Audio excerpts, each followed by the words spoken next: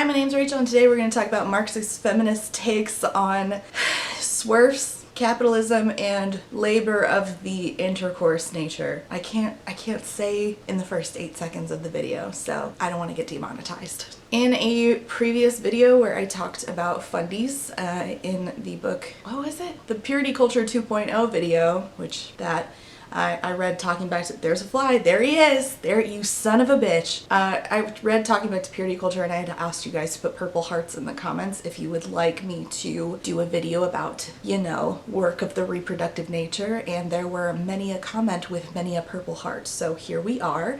However, this ended up, while I was making my notes for it, turning into a series. So this is going to be video 1 in a series on this word. What had happened was that I picked up this book by Heather Berg on that topic, and I realized that this book, by happy accident, turned out to be Marxist feminist, which is my shit. If you are interested in learning more about I sound like my grandma. She's very much from Massachusetts. Marxist feminism. Me and Lou did a live show where we talked about Sylvia Federici's Caliban and the Witch, which was actually referenced several times in this book, and we sort of made it very easy to digest information on Marxist feminism, so I will link that down below first thing. Also, before I continue, I'm going to plug my Patreon and say thank you for being a friend to my potato starch Marxist patrons. And I actually have more than I had last time, which is amazing. I don't understand why y'all give a shit, but it is wild to me that people actually watch this channel at all, especially considering the amount of hate comments I get. Holy shit. Alright, so thank you to my potato starch Marxists, which are Molly, Reba, Allison, Ebby, Carlin, and Shannon.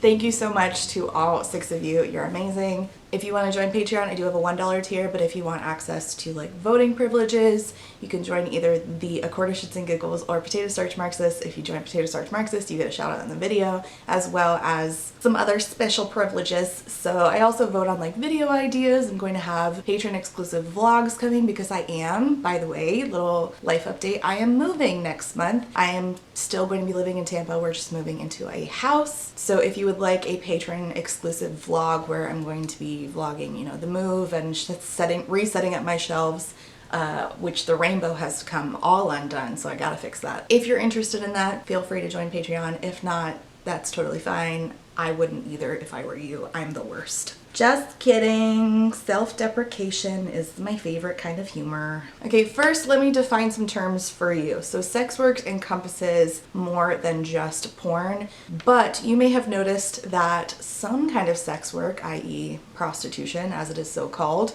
which has a very negative connotation to it, is illegal while porn is legal. And you may be asking why. Both of them are sex work, but basically it just boils down to there being a camera involved in pornography. Because under the First Amendment in the United States, it may be different where you are, it just depends on the laws. Porn is protected under the First Amendment as free speech, like artistic free expression. Prostitution, on the other hand, in the US is defined as a sexual act given for payment, given or received. So technically, porn stars are paid to act while prostitutes, so-called prostitutes, are paid for sex. So like I said, it basically comes down to the fact that there's a camera involved.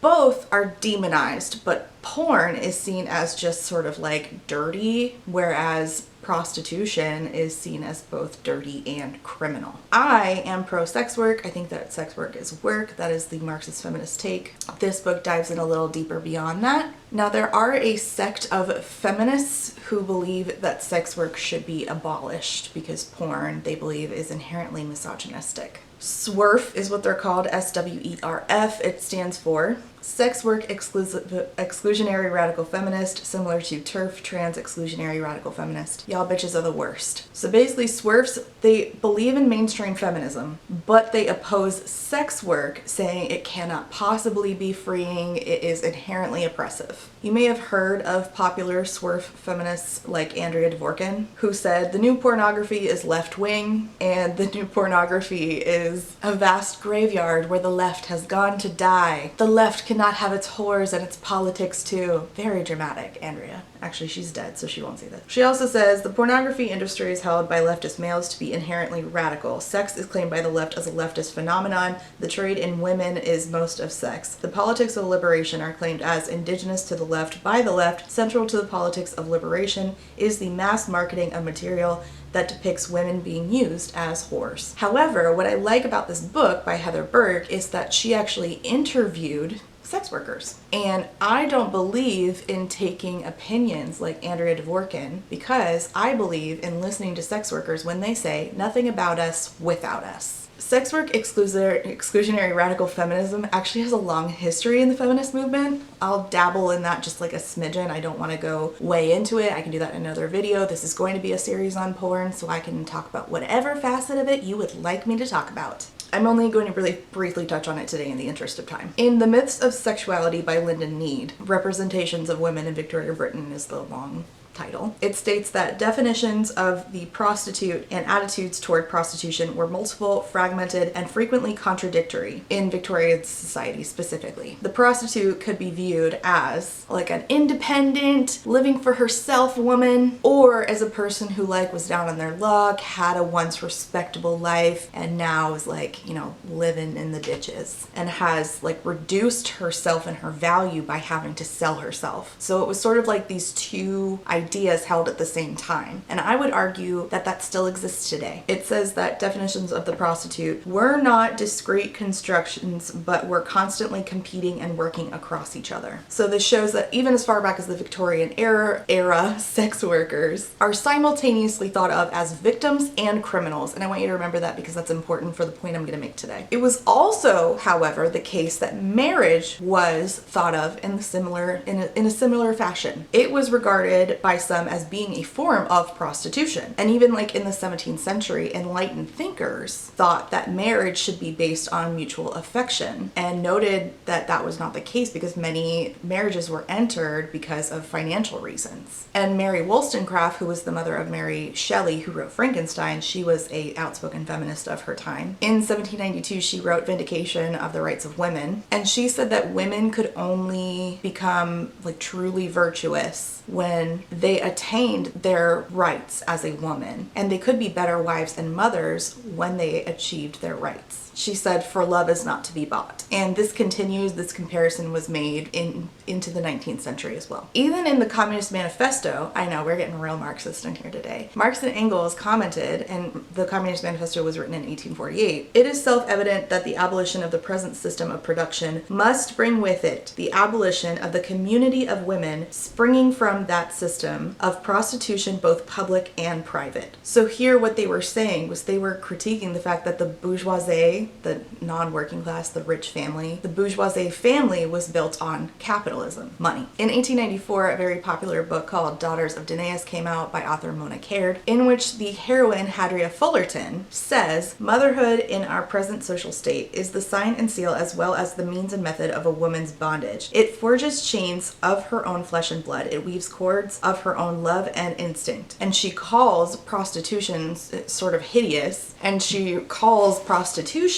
the crude, obvious buying and selling that we all shudder at, but thinks that it's not as terrible as this other respectable form of degradation that everyone glows and smirks over. And as I said previously throughout, these other books like the Communist Manifesto as well as others, thinkers had thought of marriage as like legalized prostitution. But in the Daughters of Danaus, the author, Mona Caird, went beyond this in this emotionally charged part of the book where the main character likens motherhood to a form of prostitution, saying motherhood, as our wisdom has appointed it among civilized people, represents a prostitution of the reproductive powers, which precisely corresponds to that other abuse, which seems to most of us so infinitely more shocking. So my point here in this video is that SWERFs are unnecessary, because why, if we could not see that marriage and motherhood were a form of women's labor that was likened to prostitution, and women were able to reclaim those in many ways, not all the time, Roe was just overturned, porn. But if we are able to take back these things, these labors, and make them our own, and make them so that they do not oppress us, do not subjugate us, if we are able to see freedom in marriage and motherhood, then why not in sex work? Because all three are labor. Marriage is labor. Typically, like Sylvia Federici says, the home labor falls mostly on the woman. The labor of parenting typically falls more on the woman. If we are able to reclaim these things, and there's not anti-motherhood feminists, anti-marriage feminists, then why can we not reclaim sex work as well? The same way that first wave feminists, who were shitty, honestly, wanted to have agency over their lives and their vote, why can we not have a wave of feminism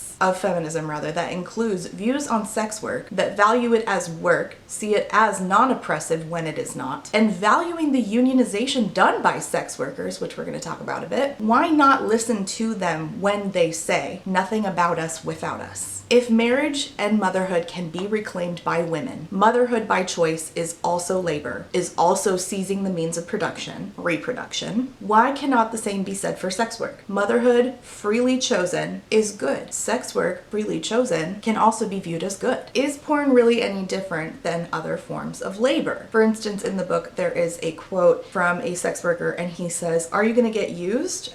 Question, and then answers himself. Everybody gets used in one way or another, whether you're a secretary, a janitor, whatever. And this is true. We typically, almost all of us, use our bodies in the labor that we do for money. In the book, it says, porn work centers on workers' creative approaches to class struggle. This is another place in which porn is not quite like straight, non-porn jobs. Workers here are often craftier than those in straight jobs and have a less romantic analysis of work under capitalism. Breaking the fundamental rule of waged work, they sometimes take more from the job than it takes from them. As a Marxist, I love that.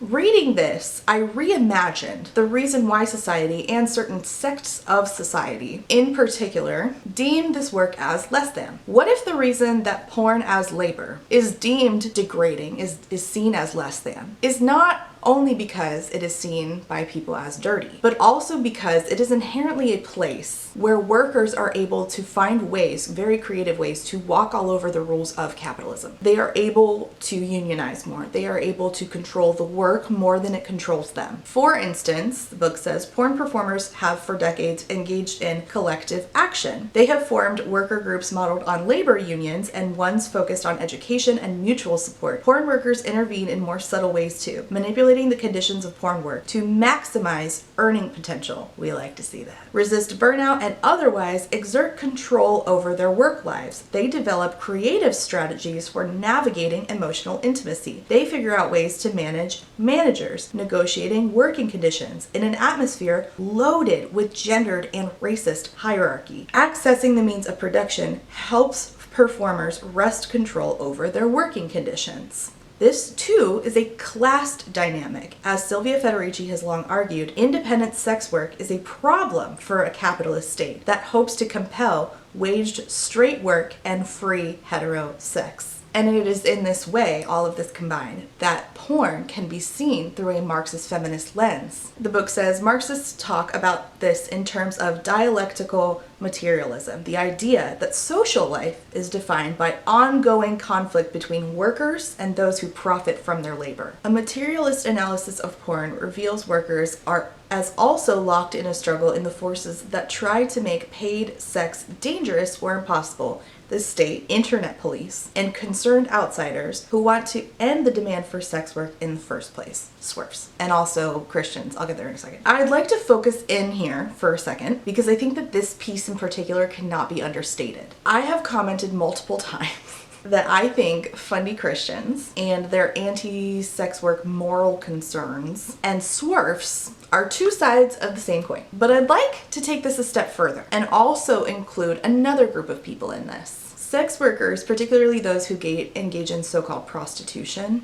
are often seen as both criminals and victims. Therefore, police position themselves as both the saviors and the adversaries of prostitutes because of this incorrect paternalistic idea that they have to restrict freedom and punish people. But oh, don't worry, it's in their best interest. And in this particular way, SWERFs cops and fundy Christians all have a similar attitude towards sex workers under that umbrella of paternalism. All three of these groups feel that they need to save sex workers for their own good. Yet all three of these groups ignore the pleas of sex workers when they say nothing about us without us. It all goes back to paternalistic views on sex work. This paternalism is not an approach that actually centers human rights or even workers' rights. And here's the big question, can there really be any freedom for the working class under capitalism? In the book it says, throughout this book, porn workers' critiques suggest that waged work cannot be recuperated. Even those who do not claim anti-capitalist politics point to irresolvable tensions inherent in waged work as a mode of organizing working life, and most are unconvinced that different bosses or changes to policy will fully resolve these conflicts. She interviewed someone named Samantha Grace who said, you have to work, you have no choice. And she said that while porn work is better than, say, retail, she also detailed the ways in which it reproduced the same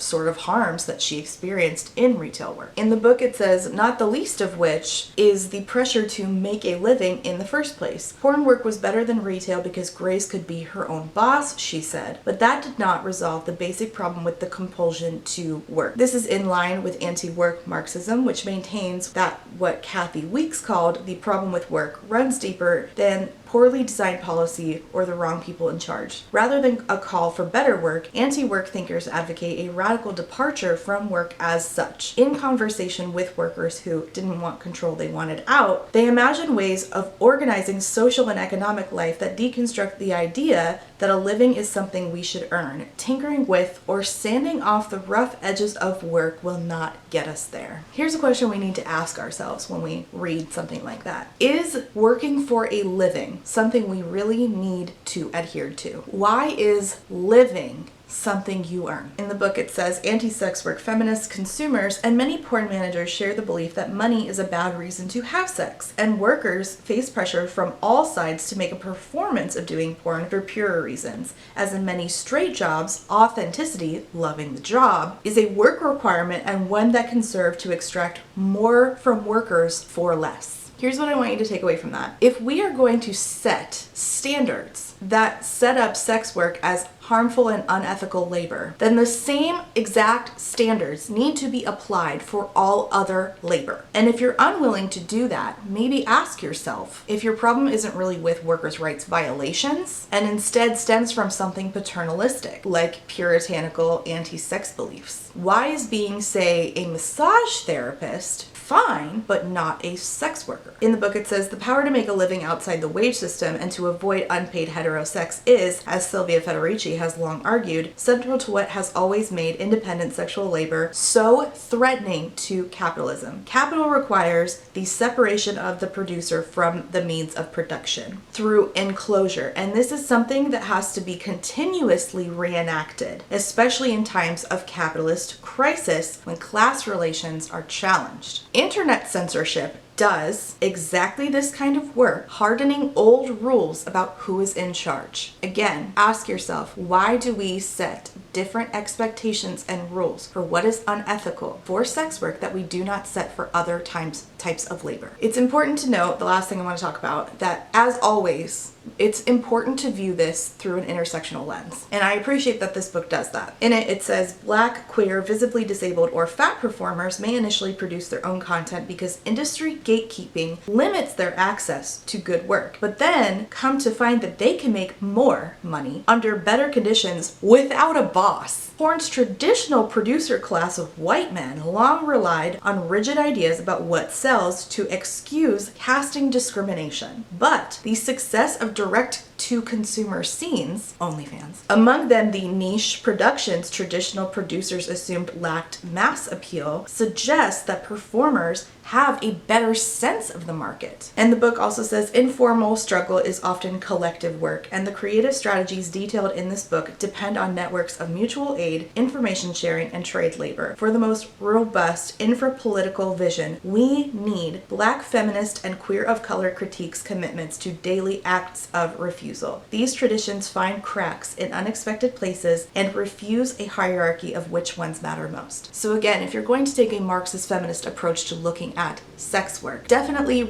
keep in mind the phrase, nothing about us without us. However, we need to be centering people of color, queer, visibly disabled folks, and look at this through an intersectional lens. Nothing about us without us includes all of those groups, and we need to hear from them probably first and foremost. So questions to ask yourself as you ponder everything I just said. Does all labor deserve payment? Is all labor valid? Should we have to work for a living? Do all workers deserve human rights? Again, nothing about us without us. Keep that in mind, because sex workers know the intricacies of their job better than you or I who are in straight jobs do. They are the experts on their own conditions. They sought out sex work because it was work unlike any other, and they know the differences, and they can speak on behalf of what needs to change. So that was a basic take on the Marxist feminist perspective on sex work, and why I believe that fundamentalist Christians, cops, and SWERFs all stem from the same ideology when it comes to sex work, and that is paternalism, thinking I know what's best for you. And that's wrong. Once again, capitalism and Christianity overlap and prop up this anti-sex work mindset. And SWERFs existed both past and present, but if we are willing to accept that motherhood and marriage can still come with freedom, then so can sex work. So that's my take. Let me know yours in the comments. Let me know if you have any thoughts, whether you agree or disagree in the comments. Let me know about other things within the realm of sex work that you'd like me to talk about. I am going to be talking about Fight the New Drug next, which is, oh, so fun. Oh god, it's just so fun. Having a great time. Thank you so much for watching. If you want to support this channel, like and subscribe and share this. Also, you can join my Patreon, or you can donate to my channel via Ko-fi. Also, all my socials are linked below. Make sure to follow me on TikTok. I am currently banned from going live because I keep getting mass reported by dumbass people on the internet who are mad that I speak, but that's fine. I'll be back on July 13th. This will be up after that. Also, my birthday is coming up and I'm very excited. So yeah, those are some updates. Thanks so much for watching. I will see you next time. Like and subscribe, and bye!